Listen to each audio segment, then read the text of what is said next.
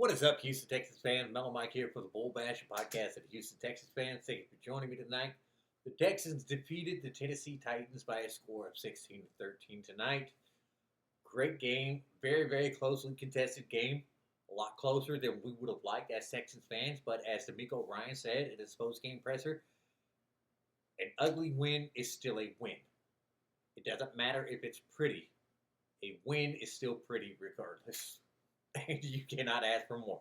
You went out there, you won the game, you advanced your record to 5-5. The Kansas City Chiefs, as of what I saw, lost to the Denver Broncos. The Denver Broncos are 9-2 on the season. The Chiefs are 5-5, and we have a matchup coming with them. The Houston Texans have now put themselves in a position where they have got to win out.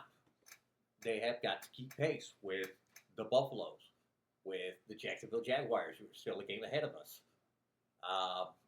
The Texans have got to win these last two games against the Colts. They got a game on Thursday night against Buffalo. They got the Kansas City Chiefs. They still got matchups with the Las Vegas Raiders, the Los Angeles Chargers, and I believe there's another game with the Arizona Cardinals. Double check that a little bit for you. But the Texans are going to have to win some difficult games, and this is the teeth of that schedule for the Houston Texans. It's going to get much more difficult, and they have put themselves in a bad situation where there's very little room for error. This game tonight, you start out, that first drive that the Texans get, they elect to take the kickoff. They go down the field, they get stopped, they go for a field goal. And Matt Wright doinks it off the upright. But the Texans get bailed out because Jeffrey Simmons throws a hip into the long snapper. This is that penalty from last week that we saw. He throws a hip into the long snapper. Penalty flag comes out. It is a 15-yard penalty for roughing the long snapper. He is a protected player now. It is a new rule, I believe, because I haven't heard of it in 35 years of watching football. And they're going to call it every single time now. You cannot come into contact with the long snapper whatsoever. Even after that, getting a new set of downs. The Texans get down to the 1-yard line. They go 4 and out on the goal line again. It is the same issues that continue to plague the Houston Texans week in and week out. And it is a problem for Nick Caley that he has got to figure out. It is not an issue of just going down there and being more physical, a mindset, a mentality, whatever you want to call it. It is the fact that you lack the talent up front to compete with an elite defensive line. And that is exactly what that 3-4 front, Sebastian Joseph Day, Devondre Sweat, Jeffrey Simmons, those are elite 3-4 defensive linemen. They are big guys that are not going to allow you to get any type of push. And yet again, we see them try to run directly into the teeth of the defense. It has been the same thing over and over. Nick Caley has got to figure out some goal line plays that are going to get the ball into the end zone. He did that later on in this game, and we'll get to that. The Titans would basically get a 3-0 lead going into the half. They would extend it to 6-3 eventually. The Texans would come back, and they would find Nico Collins in the end zone. Just a simple slant where he gets behind the defenders, gets out in front of the coverage, and he's able to snare and bring in a quick pass from Davis Mills. And Davis Mills did in this game exactly what you want to see from this Texans offense. He did not dilly-dally out there. He went directly to Nico Collins. He went to Dalton Schultz as the number 2. The third best receiver on this team tonight was Jaden Higgins. He was 4 for 4. He had some great catches, some clutch catches, and then he also had a defensive pass interference called on a great attempt of him to catch a back shoulder throw, but the defender interfered with him, and he gets defensive pass interference call. The Texans would be able to rally late, get some field goals in there, and come away with the win on a last-second field goal from Matt Wright, who hit his last 2 consecutive field goals to make this game 16-13. The one thing that you say with the running game is it was not great by any stretch of the imagination, but at the end of the game, when you needed the yards, Woody Marks went out there, he got you the yards. This offensive line executed. They went out there, they did their job, they got the yards, they were able to close out this game with the running game. They did exactly what they needed to do. They put this ball in the hand of Davis Mills and Nico Collins, and they went out and they won the game, dictating the matchup. That Titan secondary was banged up. And you got to give them credit. They did a good job of putting those guys in position and keeping the Texans from beating them deep for a majority of the night. There was a few lapses in there. That pass rush got home. Ariante Ursery had a rough game again. Arden Key took his lunch. He allowed Key to get into his body. He allowed him to, I think it was just a mental mistake on a stunt that he did not recognize, did not pick up. He was responsible for Key. Let Key get to the inside of him on a stunt. Trent Brown, he was just basically outquicked around the edge by Jeffrey Simmons. And Jeffrey Simmons took him wide around the edge. Trent Brown does not have the movement skills to keep up with Jeffrey Simmons. And it showed the lack of athleticism. He was able to get there, get around the edge on Trent Brown, and get the sack of Davis Mills. The Texans' offensive line is still struggling.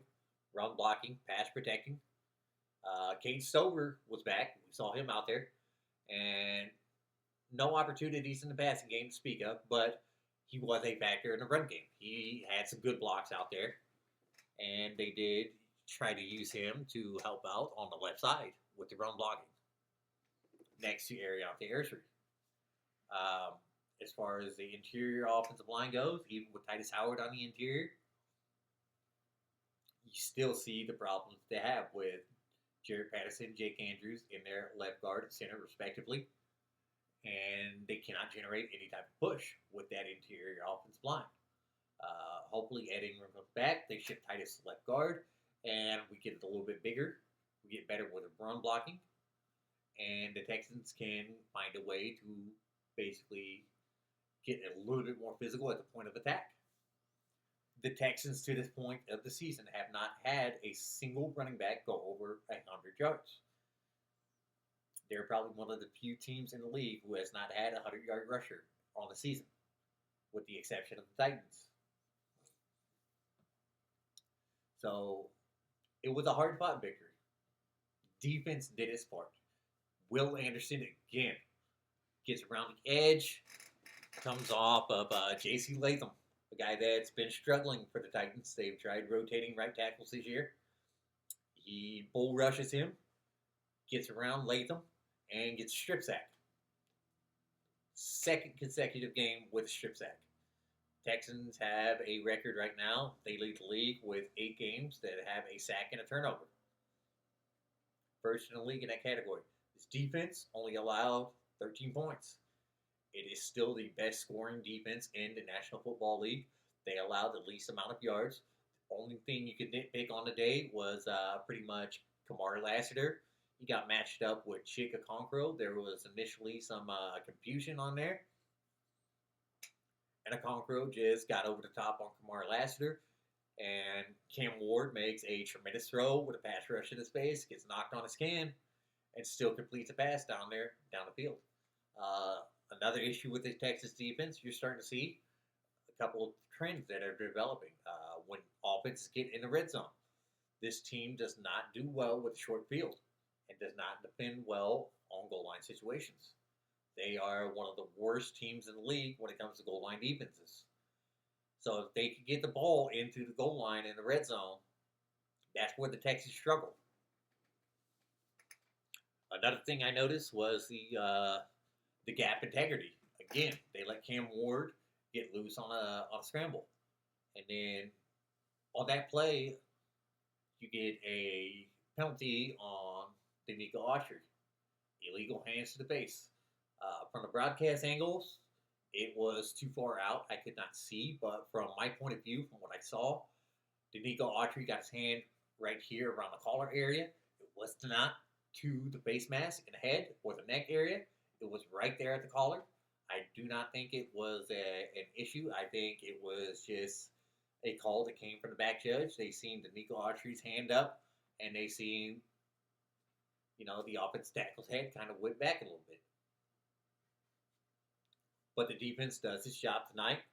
Texans rely on the special teams. Matt Wright kicks the game winner. They manage the game perfectly. They come out of Tennessee sweeping the Titans, advancing to 5-5, keeping the playoff hopes alive, and just a great game. Some notes in here. Dalton Schultz did get banged up. From what I saw, it was the chest, which has been bothering him, or shoulder. And he went out for a couple plays, came back in, makes a catch. Him and Nico Collins on that last drive were clutch.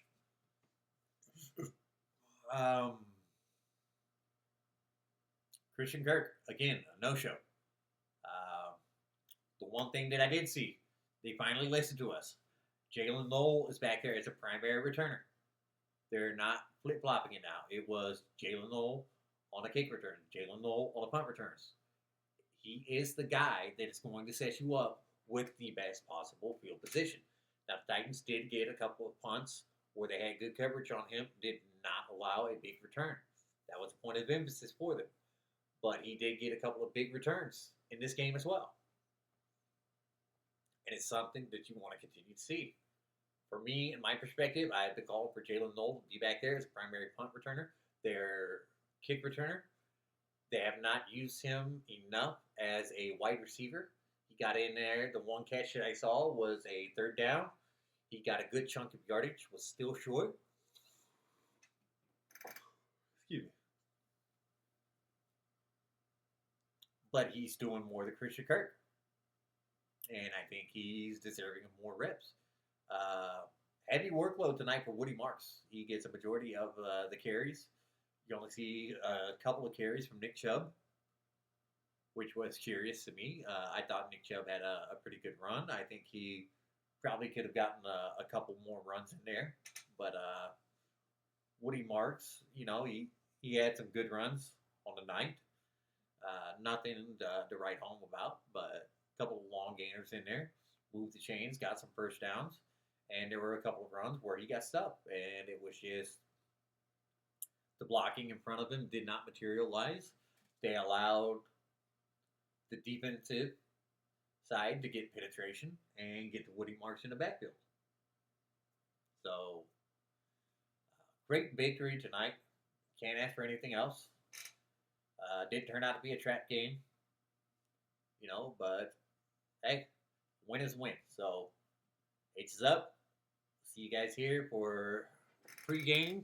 I'm going to be doing a video on Thursday that I will be dropping for the matchup with the Buffalo Bills on a short week. Hopefully CJ Stroud, Eddie Room is back. Maybe Jalen Petrie returns as well. And we'll see you guys in. Thank you.